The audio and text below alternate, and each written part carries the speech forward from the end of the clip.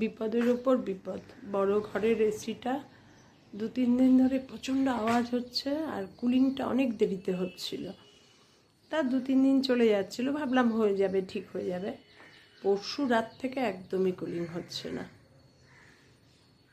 আর ওই ঘরটা মানে ম্যাক্সিমাম টাইম সবাই মিলে ওখানেই থাকি, ছোট ঘরে মেয়ে পড়ে বলে। কি অবস্থা ভাবো, এক বিপদ, শরীর মন কারোর কিচ্ছু ভালো নেই। তার মধ্যে বলে না, যখন বিপদ আসে 4 দিক থেকে আসে, সেই অবস্থা।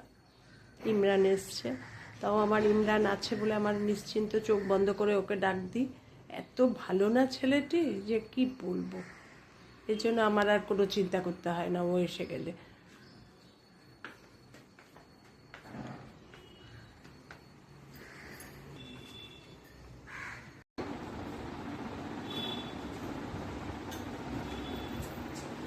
ঘরের বিপর্যস্ত অবস্থা।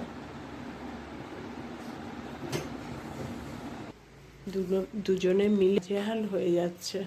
কি হয়েছে কে জানে, কতক্ষণ লাগবে। প্রায় আধ ঘন্টা ধরে দুজন যুদ্ধ করে যাচ্ছে এসির সঙ্গে।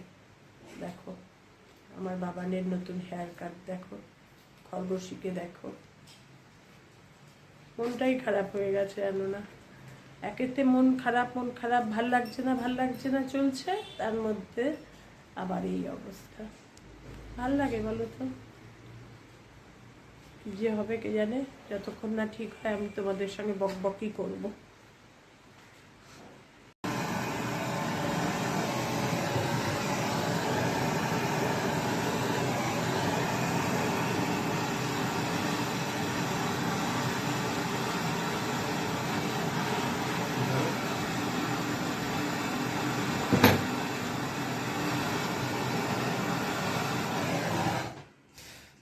এই এসি ঠিক হলো,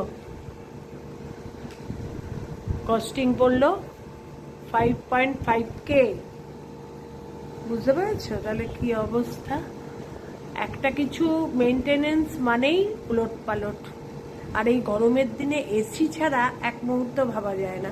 আচ্ছা, এই জায়গাটা এরকম ফাঁকা হয়ে গেল কেন? দাদান কি দিয়ে রেখেছিল? দেখো এসির এই কাগজ দিয়ে রেখেছি। এই জায়গাটা কাগজ দিয়ে দিও। কাগজ দিতে না, তাহলে এই জায়গা দিয়ে হাওয়া বেরিয়ে যাবে না? এই যে নিচটা, এইখানে না, ওই জালনার দিয়ের মাঝখানটায়। হ্যাঁ হ্যাঁ হ্যাঁ, এই জায়গাটা। ও আচ্ছা, এখানটা আগে দেখা যেত এরকম? আগে তো আমি খেয়াল করিনি। আচ্ছা, তাহলে দিয়ে দিও সেই রকম।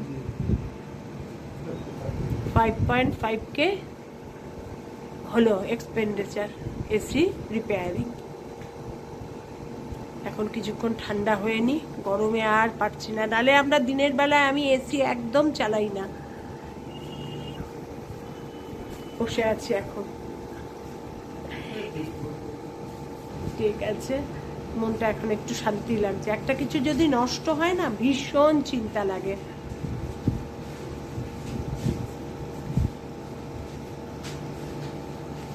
টাটা।